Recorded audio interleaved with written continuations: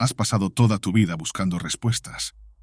Y la mayoría de las respuestas no vienen gratis, pero hoy descubrirás que las respuestas pueden ser gratuitas, accesibles y, sorprendentemente, pueden alcanzarse sin un gran esfuerzo. Hoy descubrirás, por ejemplo, cómo el Santo Grial, el nazismo y la búsqueda simbólica de lo divino se conectan. El mal siempre es más fácil de definir que el bien, porque tiene una terrible simplicidad. Hannah Arendt.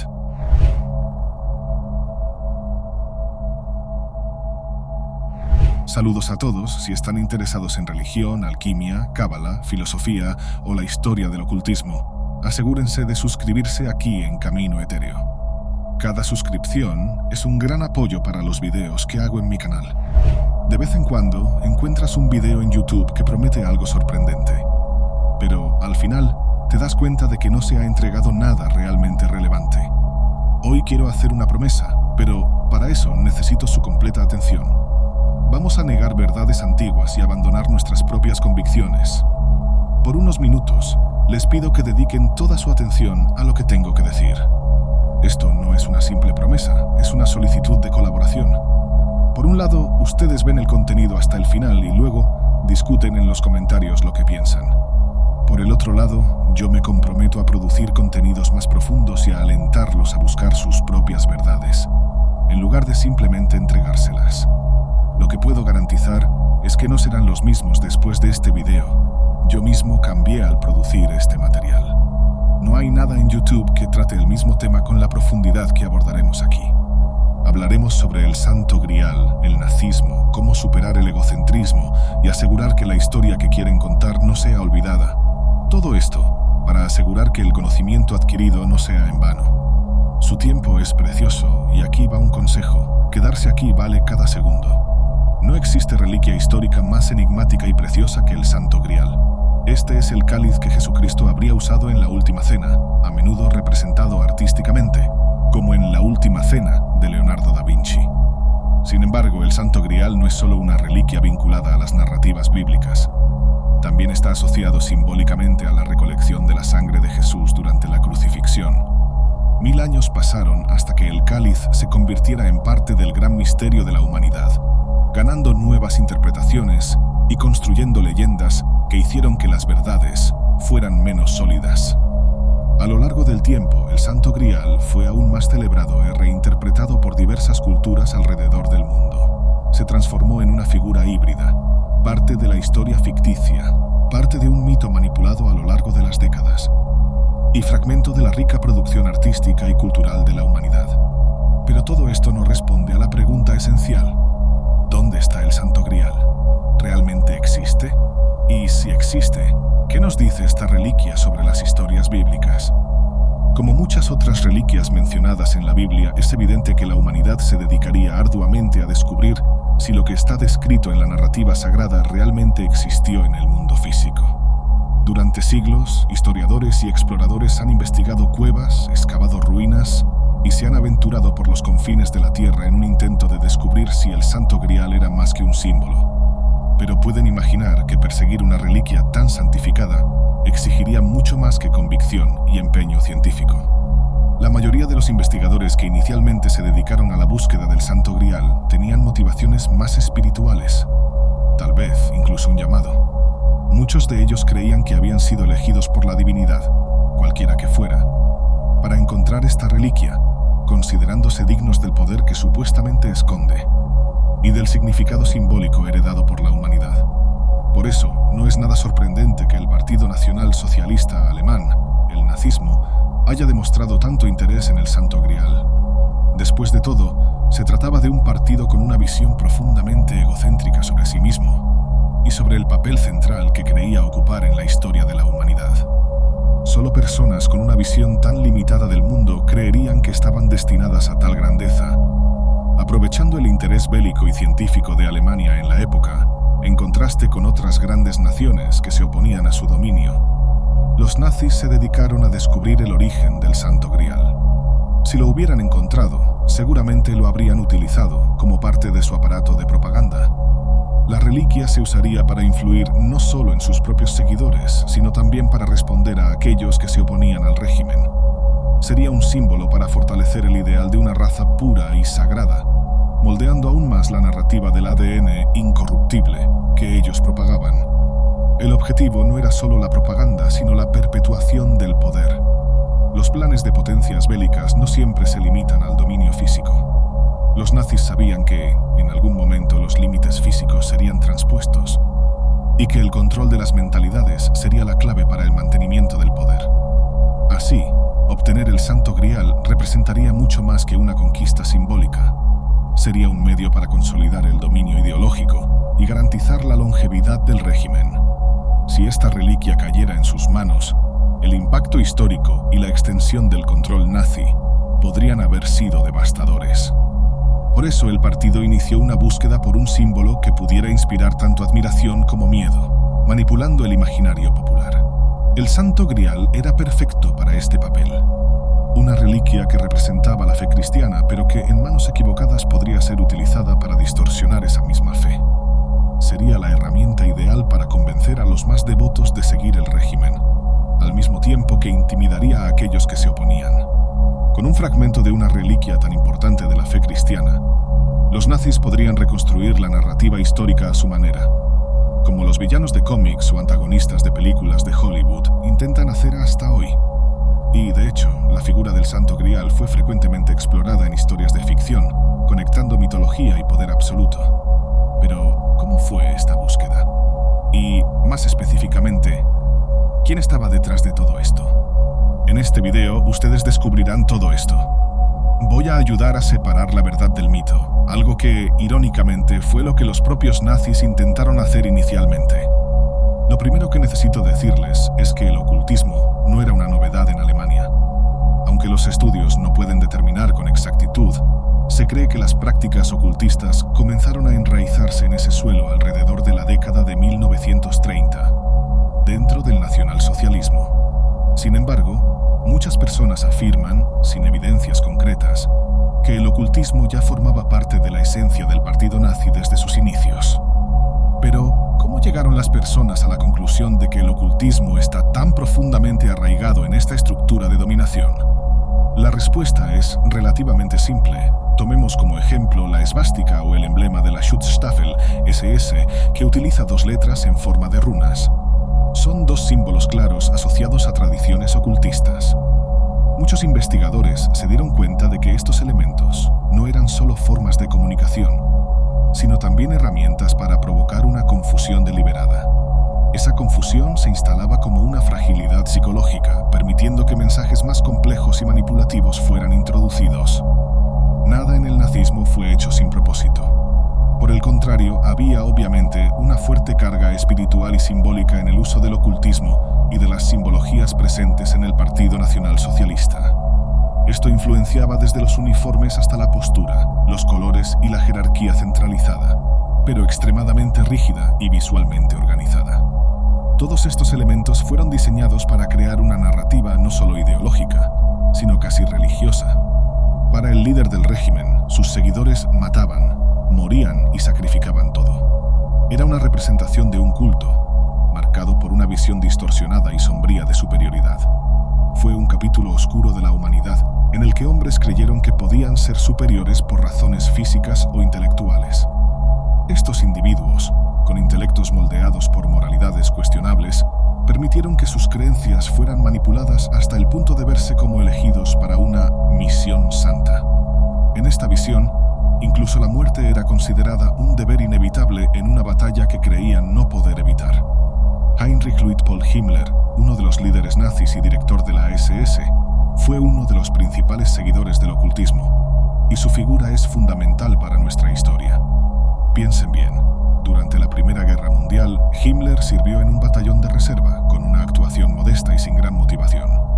Este periodo, aparentemente insignificante, probablemente contribuyó a convertirlo en una persona resentida. Esta es solo una reflexión, pero es muy probable que haya ocurrido de hecho. No quiero presentar a Himmler para audiencias que ya lo conocen, sobre todo porque es ampliamente reconocido como uno de los mayores responsables del Holocausto. Su nombre está para siempre asociado a la deshumanidad y la destrucción, dejando un legado de dolor y sufrimiento que el mundo nunca podrá borrar o reparar. Volviendo a los conceptos de visualización y simbología, es preciso resaltar una discusión que algunas personas levantan. Afirman que el nazismo mató menos personas que otros regímenes históricos y sugieren que el resentimiento hacia el partido habría sido amplificado por la propaganda de quienes se opusieron a la expansión territorial nazi. Aunque esta afirmación puede contener fragmentos de verdad, ignora algo fundamental. El impacto del mal no se mide solo en números. El ser humano no es regido exclusivamente por la razón. Estamos imbuidos de sentimientos, percepciones y memorias. Cuando juzgamos los actos de un régimen, no consideramos solo cuántas personas murieron, sino cómo ocurrieron esas muertes, cuáles fueron las motivaciones y el nivel de arrepentimiento o satisfacción involucrado. El crimen nazi no fue solo cuantitativo, sino cualitativo. El mundo no se revuelca contra el Holocausto solo por las víctimas, sino por la deshumanidad de los campos de concentración, por la brutalidad sistemática y por el simbolismo cruel que marcó esas acciones. Muchas personas, dependiendo del lado en que estén en una disputa, pueden justificar atrocidades o condenarlas. Históricamente, la humanidad se ha involucrado en disputas territoriales donde las narrativas tienen tanta importancia como la fuerza bruta. Sin embargo, cuando analizas el nazismo, y específicamente la figura de ocultistas como Himmler, te das cuenta de que su crueldad trasciende números.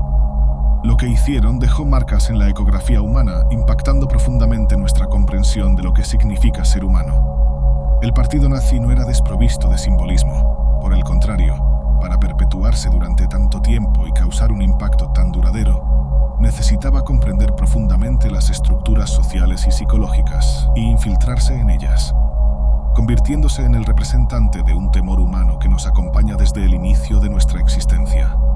La percepción de que podemos destruirnos como especie. Al explorar esta vulnerabilidad, el nazismo se convirtió en una bestia casi imparable. Fue este hombre, Himmler, quien demostró el primer interés en estudiar el Santo Grial. Recibió una carta de un arqueólogo alemán que estaba fascinado por la relación entre los cátaros y el Santo Grial. Si ya has visto otro video en el canal sobre los cátaros, sabes que este grupo religioso valoraba una relación más íntima y pura con Dios. Para Himmler, que ya estaba inmerso en el ocultismo, estas ideas eran irresistibles. La coreografía visual y simbólica del nazismo estaba diseñada para ser atractiva. Su objetivo era no solo controlar psicológicamente a las masas, sino también seducir internamente a aquellos que pertenecían al régimen. Estos hombres creían, con profunda convicción, que tenían un papel importante en la evolución de la humanidad. Para ellos, sus acciones estaban justificadas como una contribución histórica. Sin embargo, lo que no podían ver, por más obvio que fuera, es que sus acciones representaban, en realidad, un retroceso drástico de la humanidad que alegaban querer proteger y mejorar. Himmler, sin embargo, distorsionó todo, como era típico de los oficiales nazis. Alimentó su propia interpretación del ocultismo, creando un misticismo secreto que, protegido del acceso de la mayor parte de la sociedad, le permitiría mantener el poder y ejercer dominio sobre las demás personas. El poder, al fin y al cabo, era una de las principales obsesiones del partido nazi. Reconociendo que existían grupos históricamente relevantes, con prácticas y creencias oscuras poco comprendidas por los grandes arqueólogos de la época, Himmler vio en el Santo Grial una oportunidad simbólica única. Sabía que, para avanzar con su agenda, necesitaba destruir la geografía cristiana tradicional, secuestrar sus valores morales y seducir a los fieles hacia una nueva visión de religiosidad. Esta visión transformaría al partido nazi en los interlocutores generales de una pseudo-religión, mezclando valores germánicos antiguos con interpretaciones místicas que generaran una nueva fuente de adoración y control. El plan era claro y meticulosamente delineado. En poco tiempo, avanzaron más allá de lo que muchos podrían imaginar, haciendo descubrimientos que, probablemente, gran parte de ustedes nunca ha oído hablar. Hay una razón muy importante para esto, pero aún no es el momento de revelar. Antes de explorar a fondo estos misterios, crearon el Ahnenerbe. El nombre completo es mucho más extenso, pero, de manera simplificada, podríamos traducirlo como Sociedad para la Investigación y Enseñanza sobre la Herencia Ancestral. Esta organización fue creada por el partido nazi como una herramienta para divulgar investigaciones que se alineaban con su ideología y que supuestamente comprobaban sus teorías sobre la superioridad de la raza aria. Era una panfletada pseudocientífica, un esfuerzo para convencer a la sociedad de que sus creencias tenían algún respaldo en la realidad. El Ahnenerbe fue uno de los instrumentos más poderosos del partido para justificar la narrativa de la superioridad racial y para promover las atrocidades que se seguirían en los años posteriores. Fundada en 1935, la organización utilizaba el aparato del Estado para proyectar una imagen de misión histórica que legitimaba sus actos. Sin embargo, tras el colapso del nazismo, el Ahnenerbe fue reconocido como parte de una estructura criminal, un elemento central de los capítulos más oscuros de la historia de la humanidad.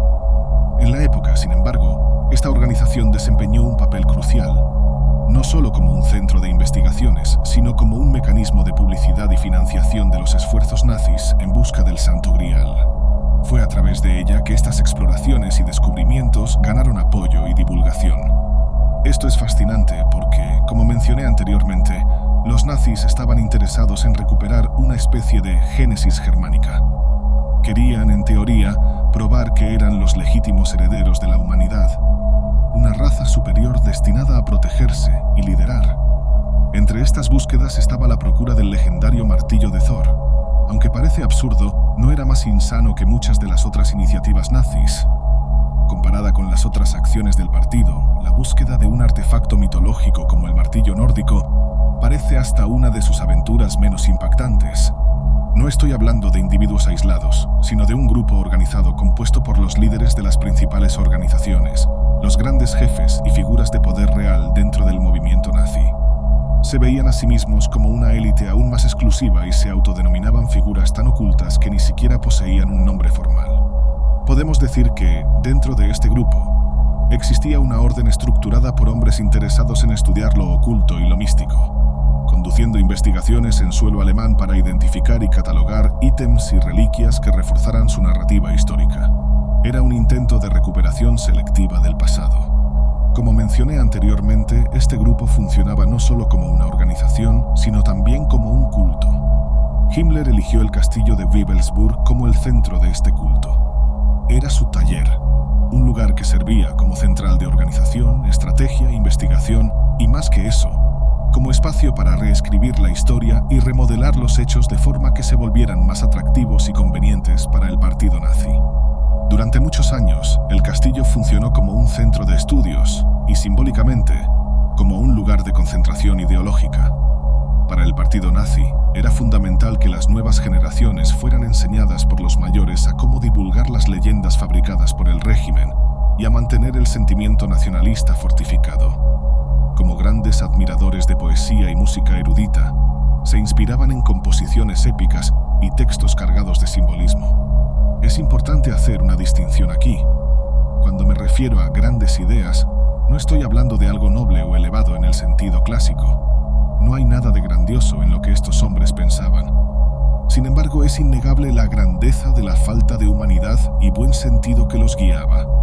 Dentro de las paredes del castillo, escuchaban poemas épicos de la era medieval, además de textos de autores contemporáneos alemanes.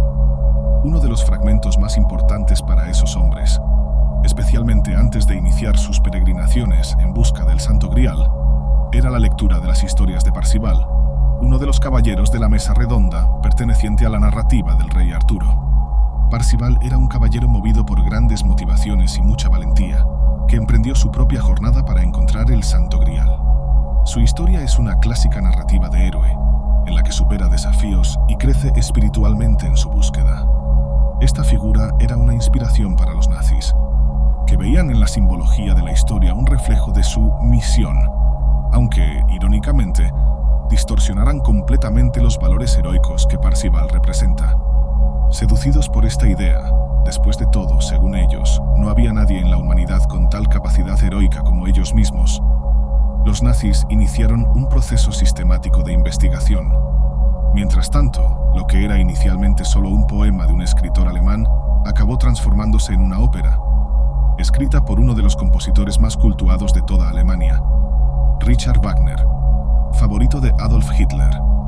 La obra en cuestión, Parsifal, era una reinterpretación de la historia del caballero de la Mesa Redonda que busca el Santo Grial, cargada de simbolismo y misticismo que resonaban profundamente con las narrativas nazis. Esta combinación de arte, egocentrismo y un escenario medieval como el castillo de Wewelsburg nos lleva al nombre central de nuestra historia, Otto Rahn.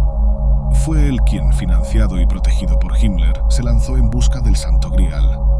No sé si, para ustedes, los personajes de la historia nazi son interesantes de alguna forma. Sin embargo, creo que tal vez lo sean, no por las ideas que perpetuaron o por la destrucción que causaron, sino porque algunas de sus historias son realmente curiosas. Y si hay una historia peculiar dentro del partido nazi, es la de Otto Rahn.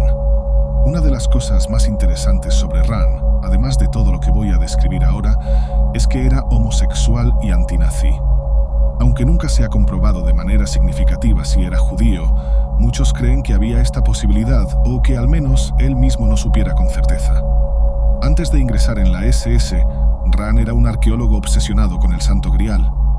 Esta obsesión lo llevó a involucrarse con los ideales nazis, no por las teorías absurdas de pureza racial, sino por un genuino, científico y exploratorio fascino. Otto Rahn nació en Alemania en 1904. Su pasión por el arqueólogo y explorador Heinrich Schliemann, conocido por haber descubierto las ruinas de Troya en la Turquía occidental, fue una de las grandes inspiraciones para su carrera. Al igual que Schliemann, Rahn creía que historias consideradas leyendas o mitos podrían tener una base factual.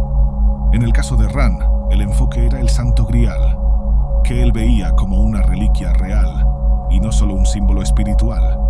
Para la mayoría de las personas, el Santo Grial es solo una supuesta reliquia, el cáliz utilizado por Jesucristo durante la Última Cena. Para Otto Rahn, sin embargo, era mucho más que eso. Rahn creía, con base en las evidencias que había reunido a lo largo de su vida y sus investigaciones, que el Santo Grial realmente existía. Más que eso, comprendía el poder simbólico y práctico que tendría en manos si lo encontrara. Dedicó buena parte de su vida adulta, tal vez toda ella, a investigar, mapear y tratar de establecer el origen de esta reliquia mítica. Cuando hablamos de investigación en el caso de Rahn, no nos referimos, obviamente, a los textos bíblicos, que casi no mencionan un cáliz asociado a la sangre de Cristo. De hecho, en la Biblia, José de Arimatea es descrito solo como aquel que presta su sepulcro al Mesías, y en ningún momento se menciona como guardián de un cáliz. Esta ausencia de mención hace que el Santo Grial sea aún más intrigante, porque su origen como mito religioso no se encuentra en fuentes bíblicas, sino en tradiciones posteriores. Otto Rahn, como todo gran investigador, sabía que historias, por más improbables que fueran, dicen algo importante sobre la realidad humana. Incluso si un artefacto no existe como objeto tangible, su relevancia cultural e histórica puede ser inmensa. Para él, el Santo Grial no era solo una reliquia mística, era un enigma cultural que valía la pena explorar. Rahn entendía que, si la humanidad produjo narrativas tan poderosas y duraderas, es porque llenaban algún tipo de vacío, algún tipo de necesidad. No importaba si el cáliz era real o simbólico. Su importancia estaba en los motivos que llevaron a la humanidad a crearlo y abrazarlo. Estudiando la historia, percibimos algo curioso, algo que, probablemente, Rahn también percibió. Cuando un artefacto surge y captura la curiosidad humana, es continuamente remodelado por diferentes sociedades hasta convertirse en un mito. Esta transformación no nos habla solo del objeto en sí, sino de lo que representa para cada época. Lo que realmente importa no es solo lo que se produjo, sino por qué se produjo. Y ante la imposibilidad de encontrar el Santo Grial físico, lo que nos queda a nosotros, y sin duda también a Rahn, son los motivos que llevaron a generaciones enteras a aferrarse a este mito. Otto Rahn buscaba más que un objeto. Buscaba respuestas a las razones culturales y espirituales que hicieron del Santo Grial uno de los mayores símbolos de la historia occidental. Sabía que la leyenda decía más sobre la humanidad que sobre un cáliz. Era una forma de entender nuestros miedos, nuestras aspiraciones y el deseo eterno de encontrar algo más grande, algo que diera sentido a la vida. Sabemos que muchas de las historias que llegaron a la modernidad fueron secuestradas y remodeladas a lo largo de milenios. Aún así, parecen resonar de alguna forma, tal vez porque contienen fragmentos de verdad. Es posible que, en algún momento de la historia, haya existido un cáliz utilizado por Jesucristo. Esto, de cierta forma, suena hasta obvio, dada la poderosa simbología atribuida a la Última Cena. cualquier objeto usado durante ese evento podría haberse convertido en una reliquia de enorme significado. Sin embargo, el fascinación en torno al Santo Grial es único porque no es solo un objeto simbólico. Está envuelto en misticismo y lleva dos características que lo hacen singular. Primero, el Santo Grial no sería algo perecedero, como un tejido que podría degradarse con el tiempo. Sería un cáliz, un objeto duradero, hecho para resistir a las generaciones. Segundo, supuestamente habría resguardado la sangre de Jesucristo, no solo uno de los hombres más influyentes de la historia, sino, según muchas tradiciones, el hombre más importante de la humanidad. Estos elementos combinados hicieron del Grial algo más que una simple reliquia. Lo transformaron en un objeto de poder casi divino, convirtiéndolo en una obsesión para generaciones de exploradores, teólogos y aventureros. Si había algo a ser descubierto en esa época que podría cambiar la historia de la humanidad, no habría nada más significativo que el Santo Grial.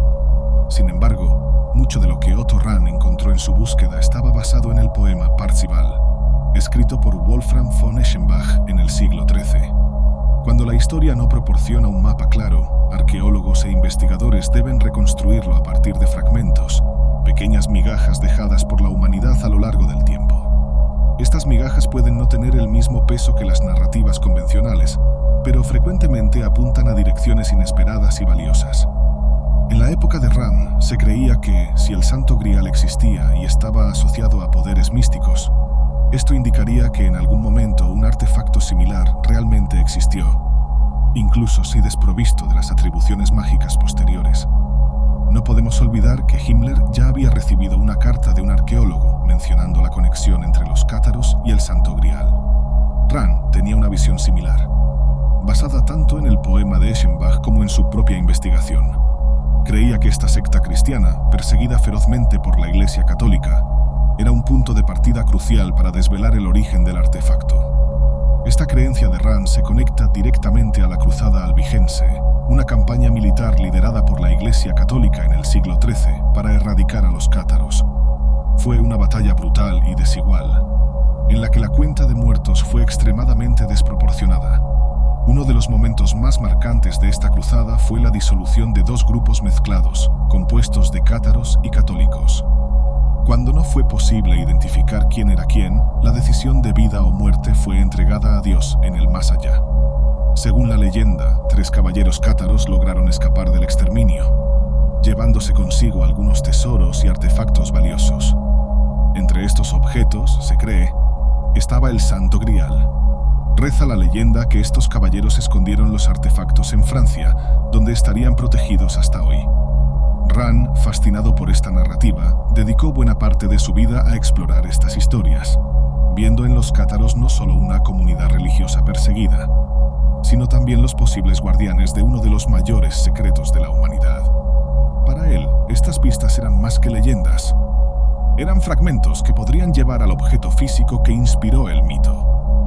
Con la idea fija de que el Santo Grial había sido retirado por 3 caballeros cátaros del castillo de Montségur, Otto inició su investigación en Francia en 1931. Allí encontró cuevas que, según él, podrían haber sido utilizadas por los cátaros para esconderse y preservar su religiosidad, creando verdaderas catedrales subterráneas.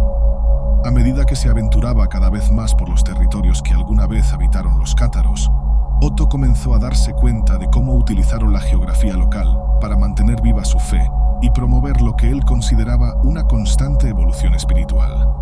Esta constatación lo convenció de que estaba en el camino correcto. Inspirado por sus descubrimientos, comenzó a documentar sus teorías en un libro, un trabajo que evolucionaba a medida que refinaba sus hipótesis y actualizaba la información obtenida en sus expediciones. Sin embargo, en esa fase, el libro no pasaba de ser una colección de notas y reflexiones personales. Era, en esencia, un diario particular, en el que Otto registraba su empeño en una especie de cruzada propia para desvelar los misterios que rodeaban el Santo Grial. El año era 1933, y es importante destacar que, hasta ese momento, Otto no tenía ningún vínculo con el partido nazi. Su trabajo estaba movido únicamente por su obsesión personal y su dedicación a la arqueología mística.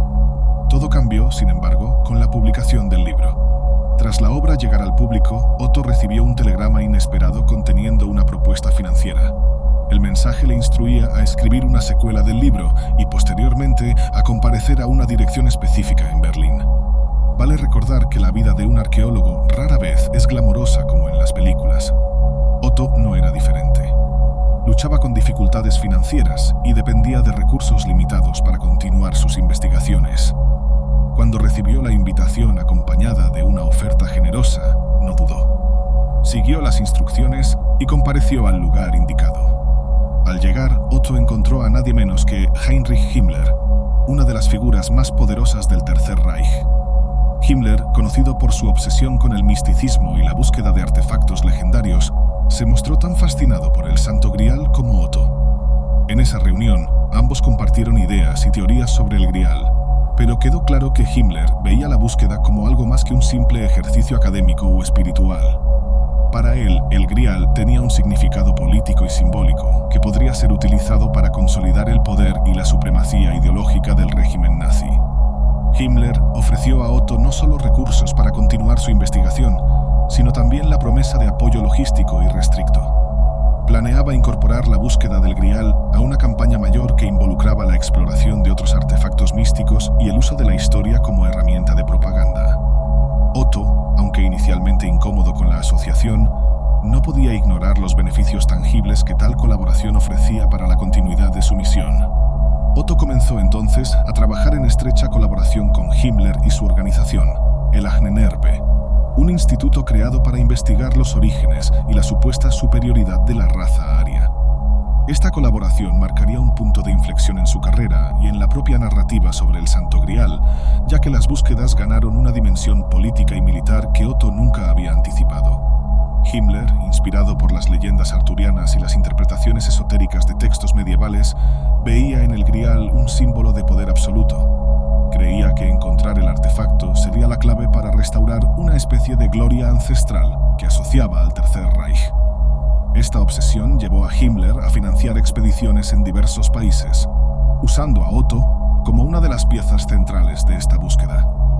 Aun cuando Otto tuviera dudas sobre las motivaciones de Himmler, continuó investigando lugares asociados a los cátaros y a otras tradiciones esotéricas, ahora con un alcance mayor debido al apoyo financiero y logístico. Cuevas en la región de Sabartez, ruinas de abadías y castillos olvidados comenzaron a ser explorados sistemáticamente, mientras Otto registraba sus descubrimientos y se adentraba aún más en los misterios que rodeaban el Grial. La asociación entre Otto y Himmler, sin embargo, era compleja. Mientras Otto buscaba el Grial movido por un fascino personal y espiritual, Himmler lo veía como un instrumento de poder político e ideológico.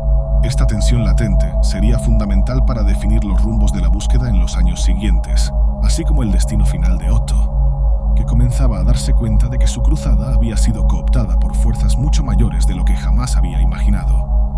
Pero pasó mucho tiempo hasta que Otto cediera, de hecho, a las investidas del comandante militar de la SS y se convirtiera en un oficial no comisionado. Aproximadamente 3 años después de su primer encuentro con Himmler, finalmente tenía el patrocinio necesario para transformar su búsqueda del Santo Grial en una misión oficial, dejando de ser solo un empeño científico o una obsesión personal y convirtiéndose en parte de un proyecto más amplio de la SS. Ahora, más que perseguir un sueño y crear un legado que perpetuaría su nombre, Otto tenía una obligación clara: entregar resultados. La presión era inmensa. No estaba lidiando con burócratas de bajo escalón, sino con un liderazgo formidable y, en particular, con Himmler, cuya visión trascendía la política y alcanzaba las fronteras del misticismo y de las sociedades secretas. Himmler veía a Otto como una pieza fundamental en su intento de revivir mitos arios, utilizando el Grial como símbolo supremo de poder y pureza espiritual. Himmler también lideraba el Ahnenerbe, una organización esotérica financiada por el Tercer Reich, que proporcionaba a Otto los recursos financieros y logísticos para sus expediciones. Sin embargo, esta generosidad venía acompañada de una expectativa rígida de éxito. Otto no solo enfrentaba la dificultad natural de encontrar un artefacto envuelto en misterio y leyenda, sino que también cargaba el peso de una responsabilidad que podría tener consecuencias fatales si fracasaba. Otto, entonces, retornó a Francia en sus primeras expediciones oficiales como oficial no comisionado de la SS. Su punto de partida fue revisar las cuevas y ruinas cátaras que ya había explorado antes. Creía que Montsegur y sus alrededores aún guardaban pistas valiosas que podrían llevarlo al Grial.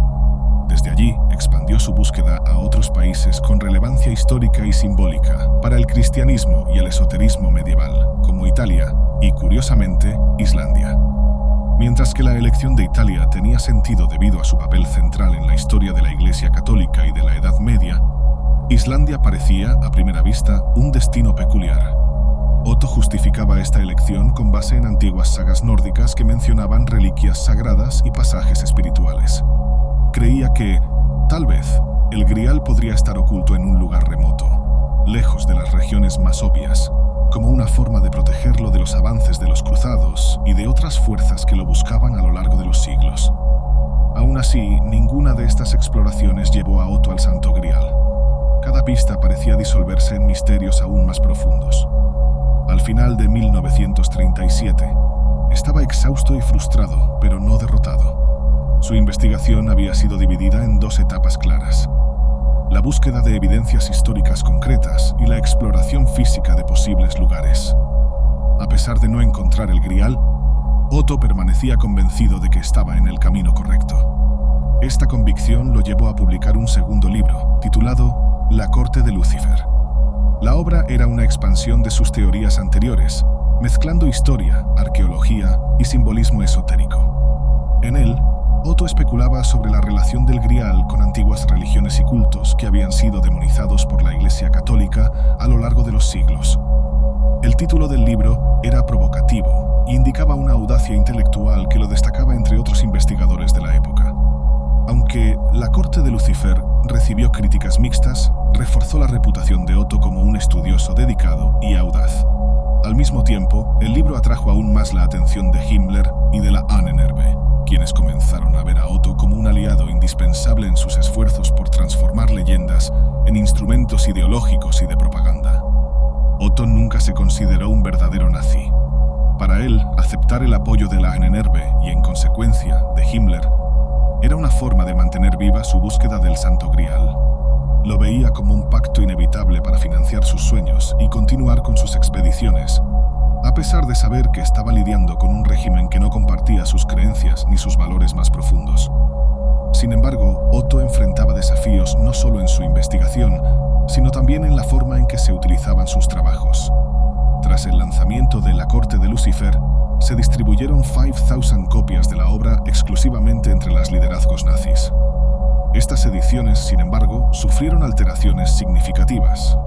El libro fue reeditado con la inclusión de términos antisemitas y referencias ideológicas que no formaban parte de la visión original de Otto. Estos cambios no fueron autorizados por él, ni estaban alineados con lo que él creía, pero eran parte de la máquina de propaganda nazi que buscaba instrumentalizar cualquier material para promover su agenda. La inserción de tales contenidos distorsionó el trabajo de Otto, transformándolo en algo que nunca pretendió producir.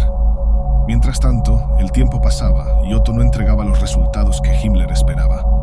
A pesar de esfuerzos incansables, con expediciones en diversos países e investigaciones extremadamente detalladas, Otto siempre regresaba con las manos vacías, enfrentaba un dilema constante. Las pistas que encontraba parecían prometedoras a primera vista, pero invariablemente conducían a callejones sin salida. Cada nueva dirección que tomaba, el resultado era el mismo: fracaso. Esta secuencia de decepciones comenzó a desgastar su relación con Himmler. Aunque Otto era un arqueólogo talentoso y obstinado, sus descubrimientos o la falta de ellos comenzaron a despertar dudas en el liderazgo nazi. Otto sabía que estaba lidiando con un régimen que no toleraba fracasos por mucho tiempo, y esta presión constante pesaba sobre él. Himmler, por su parte, tenía sus propias reservas sobre Otto. A pesar de haber tolerado durante un tiempo ciertos aspectos de la vida personal del arqueólogo, como su homosexualidad asumida, la paciencia del comandante de las SS no era infinita. Himmler veía la sexualidad de Otto y su actitud crítica y velada hacia el nazismo como debilidades, algo que solo ignoraba mientras Otto aún parecía útil.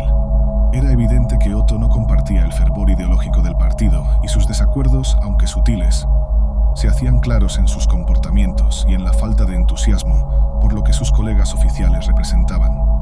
Otto también era consciente de esto. sabía plenamente que, a pesar de su talento y pasión por la búsqueda, su posición era frágil. Entendía que Himmler lo toleraba solo por el valor potencial que su investigación tenía para la narrativa mística e ideológica del régimen. Sin embargo, el desdén de Otto por el nazismo y su incapacidad para entregar resultados sólidos comenzaron a corroer esa relación. La situación alcanzó un punto crítico en 1937, poco después de la publicación de su segundo libro. Otto fue sorprendido durmiendo con otro hombre, un incidente que Himmler consideró imperdonable, especialmente en el contexto de su creciente insatisfacción con el arqueólogo. Himmler, ya desconfiado e impaciente por la falta de avances en la búsqueda del Santo Grial, decidió que era hora de darle una lección severa a Otto. Fue sumariamente castigado y obligado a trabajar como guardia en un campo de concentración durante 3 meses. Este castigo fue un golpe brutal para Otto. Él, que ya despreciaba los ideales nazis, ahora se veía directamente involucrado en sus prácticas más inhumanas. La experiencia fue devastadora, tanto moral como psicológicamente. Otto no solo estaba obligado a presenciar y participar en la máquina de crueldad del régimen, sino que también sabía que aquello era una humillación calculada para minar su voluntad y someterlo. Aún así, Otto mantuvo su determinación de no ceder completamente. Sabía que incluso atrapado en un sistema que despreciaba, su objetivo mayor, encontrar el Grial, aún era algo que podía reivindicar como suyo. Sin embargo, a cada paso, la distancia entre su sueño y la realidad parecía aumentar. El castigo impuesto a Otto fue el detonante de una rebelión interna que venía creciendo desde su juventud. Él, que ya había aceptado muchas concesiones para mantener viva su búsqueda del Santo Grial, comenzó a percibir el precio de alinearse con un régimen que contradecía todo lo que creía. Al someterse a las órdenes nazis, Otto no solo ignoraba sus valores, sino que también contribuía indirectamente al mal que, en su interior, deseaba combatir. Esta contradicción lo consumía. Hasta entonces, Otto justificaba su permanencia en el partido como un sacrificio necesario para viabilizar sus investigaciones. Sin embargo, los eventos en el campo de concentración y la presión creciente sobre su vida personal hicieron imposible ignorar que había cruzado límites que jamás debió haber cruzado. Concluyó que, más que encontrar el Santo Grial, necesitaba rescatar su propia humanidad. Decidido a romper con ese ciclo, Otto escribió una carta contundente, declarando su incapacidad de continuar en un país que se había vuelto insoportablemente intolerante. Dejó claro que no podía servir más a un régimen que destruía vidas y aplastaba la diversidad. Otto no quería que su salida fuera silenciosa. Deseaba que su decisión resonara. Así, buscó a Himmler personalmente para entregar su cargo y anunciar su renuncia. Pero sabía, como cualquiera en esa posición, que salir de una organización como las SS no era una cuestión de simple despedida. Otto recibió solo 2 opciones: quitarse la vida o aceptar que los nazis lo harían por él. Tras meses de reflexiones y presiones psicológicas, Otto tomó una decisión definitiva. En marzo de 1939, a los 34 años, eligió acabar con su vida de una manera que mantuviera cierto control sobre su destino, lanzándose desde una montaña. Fue un acto desesperado, pero también un gesto de resistencia silenciosa, una forma de reafirmar que, incluso al final, haría las cosas a su manera. Himmler y la continuación de la obsesión por el Santo Grial. La muerte de Otto no puso fin a la obsesión de Himmler por el Santo Grial. Por el contrario, la ausencia de resultados concretos solo intensificó su fijación. Himmler veía el Grial como una reliquia que no solo conferiría poderes sobrenaturales, sino que también garantizaría la supremacía de Alemania en la guerra que se desarrollaba. En la jerarquía nazi, Himmler se había convertido en el tercer hombre más poderoso, lo que le daba recursos ilimitados para perseguir sus objetivos. Esta obsesión lo llevó a realizar una serie de investigaciones en lugares considerados estratégicos para la historia del cristianismo y del misticismo. Un episodio notable ocurrió durante un viaje a España, acompañando a Hitler. Mientras el Führer buscaba negociaciones con Francisco Franco, Himmler aprovechó la oportunidad para visitar la abadía de Montserrat, un lugar de gran importancia espiritual e histórica. Sin embargo, su visita a la abadía no fue bien recibida. España, aún marcada por las tensiones políticas y religiosas, había sido testigo del impacto destructivo del régimen nazi y de la resistencia de la Iglesia católica al comunismo. Los monjes de Montserrat, guardianes de la tradición y del conocimiento espiritual, mantuvieron una postura reservada, negándose a colaborar con Himmler. A pesar de esto, la visita de Himmler al monasterio era emblemática de su creencia de que el Grial, si existía, estaría escondido en algún lugar bajo la protección de la Iglesia Católica. Él veía las abadías como repositorios de conocimiento y espiritualidad, lugares donde reliquias sagradas podrían haber sido guardadas durante siglos. La lógica era clara: si el Grial realmente existía, estaría en un lugar como ese, lejos del alcance de manos profanas. La búsqueda del Santo Grial también reveló un lado místico de Himmler que contrastaba con los objetivos más pragmáticos de otros líderes nazis. Mientras Hitler y sus generales priorizaban conquistas territoriales, económicas y militares, Himmler creía que el poder del Grial sería la clave para la victoria final. Veía el artefacto como algo que trascendería la lógica de la guerra, un símbolo de poder absoluto que garantizaría la supremacía alemana no solo en el campo de batalla, sino también en términos espirituales. Aunque su visita a Montserrat no produjo ningún resultado concreto, fue un reflejo de su convicción de que el misticismo podría ofrecer una ventaja estratégica. Esta creencia continuaría moldeando su enfoque hacia el Santo Grial y otras reliquias a lo largo de la guerra. El interés nazi por Montserrat y la supuesta conexión con el Santo Grial no surgió de una base científica sólida, sino de una cadena de interpretaciones equivocadas, profundamente influenciadas por mitos y obras artísticas. Himmler y sus aliados fueron atraídos por la obra Parsifal, la ópera de Richard Wagner, que describe un lugar ficticio llamado Montsalvat, donde el Grial habría sido mantenido. Este nombre, por su similitud fonética con Montserrat, llevó a una correlación infundada que los nazis interpretaron como pista.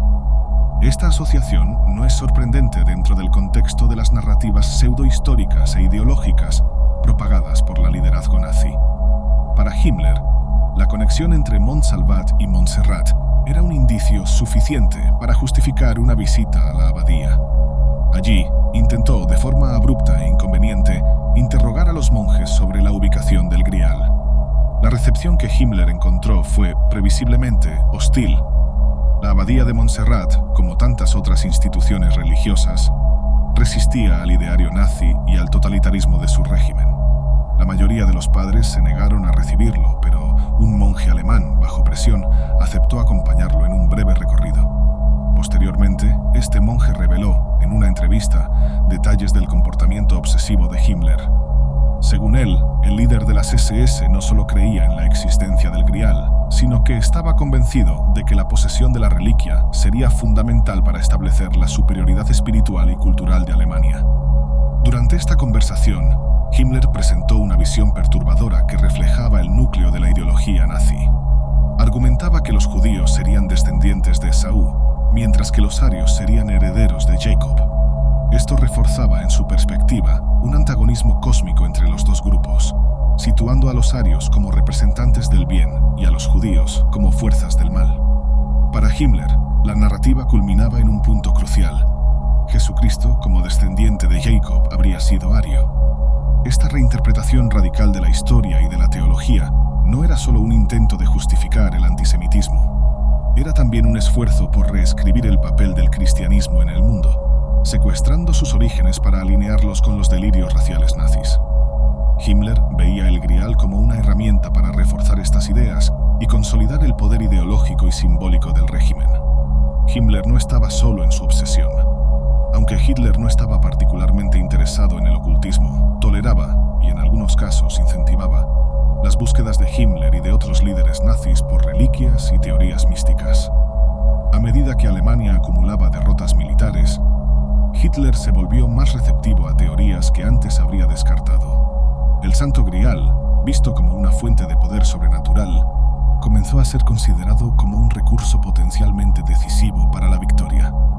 Sin embargo, la búsqueda del Grial, como tantas otras empresas nazis en esta área, nunca produjo resultados concretos. El fracaso continuo de Himmler y su equipo en encontrar evidencias o artefactos no disminuyó su determinación, sino que destacó el abismo entre sus aspiraciones místicas y la brutal realidad del conflicto mundial que enfrentaban.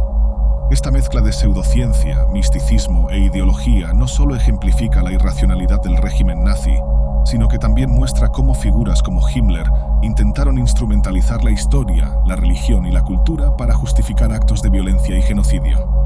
El colapso de regímenes totalitarios a menudo revela el desespero de los líderes que, al perder la confianza en su fuerza política, recurren a elementos irracionales y místicos como último recurso.